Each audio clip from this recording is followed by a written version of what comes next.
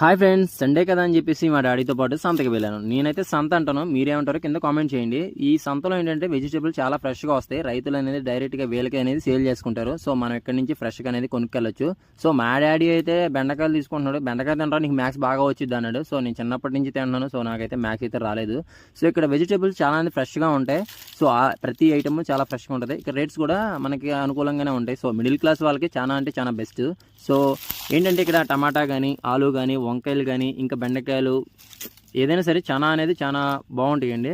So ఇక్కడ మనకి rates కూడా అన్ని అవైలబుల్గా ఉంటాయి. ఇక్కడ ఉల్లిపాయలు వచ్చేసేసి 100 రూపీస్కి 4 కేజీస్ అలా ఇస్తారు. అలాగే ఆకుకూరలు ఉంటాయి కదా, ఆకుకూరలు కూడా మనకి చాలా అంటే చాలా ఫ్రెష్గా ఉంటాయి. 20 రూపీస్కి 4 అనేది ఇస్తున్నారు, ఏ ఐటమ్ అయినా సరే.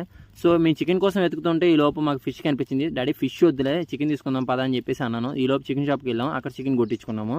సో నా వీడియో నచ్చితే లైక్ చేయండి, షేర్ చేయండి, సబ్స్క్రైబ్ చేయండి.